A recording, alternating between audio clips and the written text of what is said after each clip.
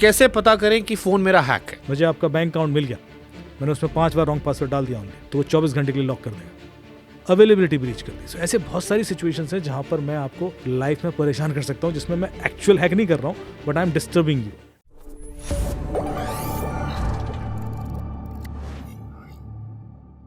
कैसे पता करें कि फ़ोन मेरा हैक है?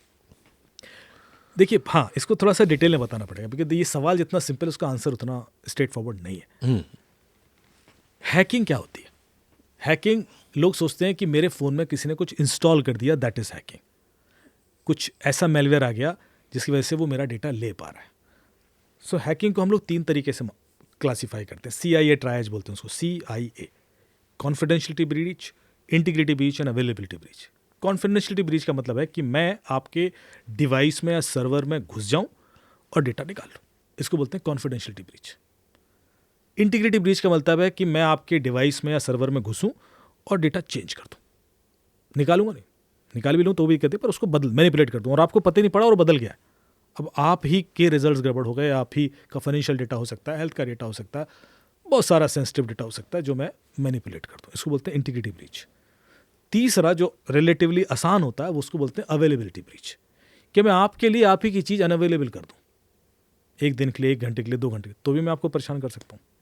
जैसे DDoS अटैक है कि मैंने सर्वर पर रिक्वेस्ट भेजना शुरू किया, सर्वर डाउन हो गया, IRCTC की वेबसाइट डाउन है, अब हज़ारों लाखों करोड़ों का नुकसान हो गया क्योंकि लोग बुक ही नहीं कर पा रहे। कोई ई-कॉमर्स वेबसाइट है, डाउन कर दी मैंने डेटा ब्रीच नहीं किया, मैंने इंटीग्रिटी ब्रीच नहीं की, पर मैंने उसकी अवेलेबिलिटी खत्म कर दी। दैट इटसेल्फ इज़ हैक, वो भी हैक ही है। मैं आपके मोबाइल फ़ोन यहाँ पड़ा हुआ है, मैंने उसमें 5 बार 10 बार रॉन्ग पासवर्ड डाला तो वो लॉक हो जाता है एक पीरियड के लिए। अब आप ही स्ट्रगल कर रहे हो, दैट इज़ अवेलेबिलिटी ब्रीच। मुझे आपका बैंक अकाउंट मिल गया, मैंने उसमें 5 बार रॉन्ग पासवर्ड डाल दिया ओनली, तो वो 24 घंटे के लिए लॉक कर देगा, अवेलेबिलिटी ब्रीच कर दी। ऐसे बहुत सारी सिचुएशंस हैं जहाँ पर मैं आपको लाइफ में परेशान कर सकता हूँ, जिसमें मैं एक्चुअल हैक नहीं कर रहा हूँ, but I am disturbing you और creating disturbances in your life. फिर आता है कॉन्फिडेंशियलिटी ब्रीच का, उधर आते हैं। तभी मैं कह रहा हूँ हैक बहुत सारी सिचुएशंस है, तो हैक को हम सिंप्लीफाई करके कि साहब सिर्फ फ़ोन गर्म हो जाएगा तो हैक है क्या, या डेटा अपलोड हैवी हो रहा है, नहीं, ऐसा नहीं है, क्योंकि उन सब को काउंटर करके भी हैक हो सकता है। कई बार ऐसे मेलवेयर होते हैं जो टाइमर बेस्ड होते हैं, वो ट्रिगर ही तब करते हैं जब मुझे उनको ट्रिगर कराना है, वो हमेशा दिखेंगे नहीं, वो कभी सिग्नेचर भी नहीं दिखेगा उनका। इसको बोलते हैं परसिस्टेंट थ्रेट। वो पड़ा हुआ है, सर्वर में पड़ा है, आधार सर्वर में हो सकता है, पासपोर्ट सर्वर में हो सकता है, पर वो यूज़ तब होगा जब मैं चाहूँगा। So normally you won't find in any scan की ये डिवाइस हैक भी है। इसी तरह मोबाइल फ़ोन का है। अब आपका मुझे OTP उड़ाने हैं, तो सिर्फ OTP उड़ाने के जो कॉन्फ़िगरेशन या तरीके हैं, दैट इज़ ऑल्सो हैक, क्योंकि हर चीज़ आपकी OTP से ही तो सिक्योर है। सो OTP उड़ाने के भी मैंने 12 तरीके बताए जैसे पॉडकास्ट में, और वो बच्चे भी कर लेते हैं, दैट इज़ ऑल्सो हैक। अब आपने चेक करना है कि भाई मेरा कॉल फॉरवर्डिंग तो सेट नहीं कर रखी है किसी ने, जिसमें आपके कॉल किसी और को भी फॉरवर्ड हो जाते हैं जब आप बिजी हो तब, तो आप *#21# करके चेक कर सकते हैं, जिसमें बताएगा कि भाई कॉल फॉरवर्डिंग सेट है या नहीं। पर यदि किसी ने कर रखी है तो शायद आपको कई दिनों तक पता ही ना पड़े, और आपके OTPs भी जा रहे हैं और आपका पैसे भी निकल सकते हैं, और व्हाट्सएप भी हैक हो सकता है, होते ही हैं, लगातार ये चीज़ें होती हैं। फिर और भी इस तरह के जो OTP हैक करने के क्या 12 तरीके हैं? तो मैं एक लाइन में बताता हूँ, क्योंकि मैंने कई बार बता दिए हैं, तो मैं रिपीट नहीं करूँगा पूरा डिटेल में। तो सर, एक तो तरीका होता है कॉल मर्जिंग टेक्निक, जिसमें आपको मैं थोड़ा सोशल इंजीनियरिंग करूँगा। आपको एक कॉल आ जाए कि शुभंकर जी, एक इवेंट है अभी भारत मंडपम में, आपको बुलाना है, अवार्ड देना है, अमित जी ने आपका नंबर दिया है, तो आप बातचीत शुरू कर देंगे। फिर बोलेगा कि Shubhankar ji, Amit is also trying to call you, आप एक काम कीजिए, कॉल मर्ज कर दीजिए, हम तीनों आपस में बात कर लेते हैं, क्योंकि हमने उनको भी बुलाया है और हम चाहते हैं एक फायर साइड चैट हो जाए आप लोगों के बीच में, और 4 दिन बाद इवेंट है और रक्षा मंत्री जी आ रहे हैं, तो ऐसा वैसा। आप देखोगे क्योंकि यार अमित का नंबर, अरे उनका VIP नंबर है, मर्ज कीजिए ना, अभी क्लोज करते हैं, अभी सर टाइम ही नहीं हमारे पास, थोड़ा अर्जेंसी दिखाएगा, और मान लीजिए आपने मर्ज कर दिया थोड़ा प्रेशर में आके, तो आपके पैसे निकल जाएंगे, आपका व्हाट्सएप हैक हो जाएगा, या आपका कुछ तो कॉल कनेक्ट की है मैंने, इसमें कैसे? आपने कोई OTP दिया? नहीं। आपने कोई लिंक क्लिक किया? नहीं।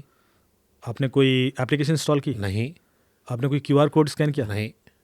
तो पैसे क्यों निकले?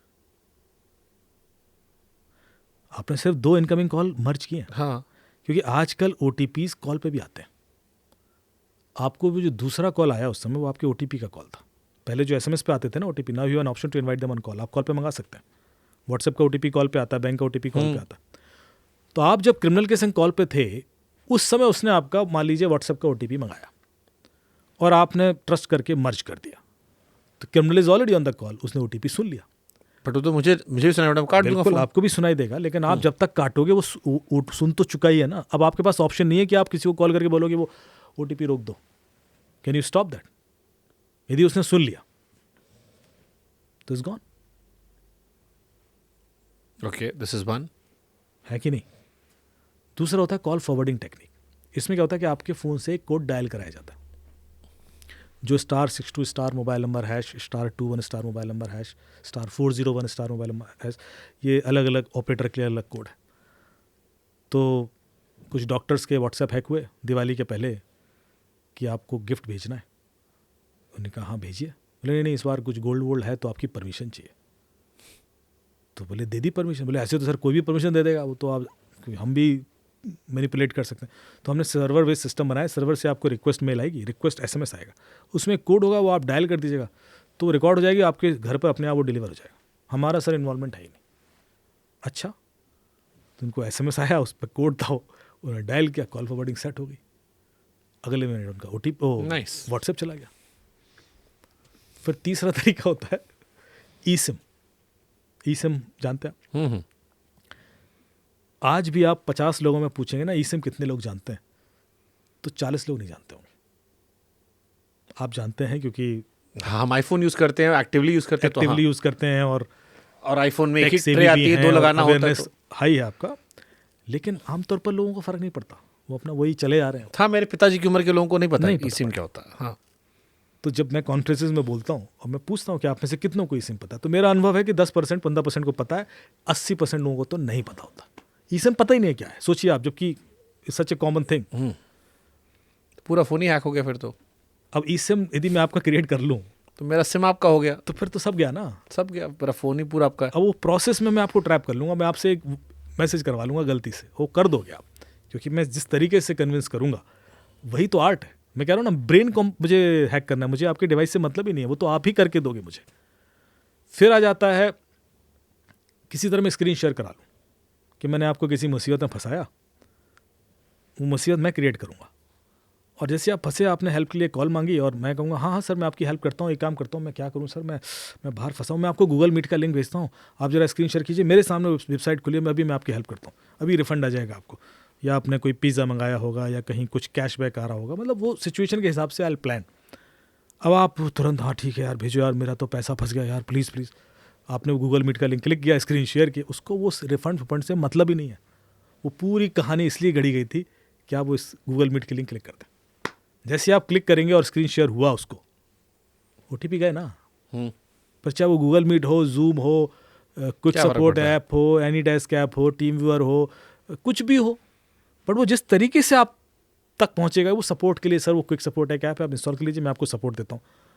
तो जो सीनियर सिटीजन उनको लगता है क्विक सपोर्ट है, सपोर्ट की ऐप है, कर लो इंस्टॉल, कर ली, उससे तो स्क्रीन शेयर हो रहा है।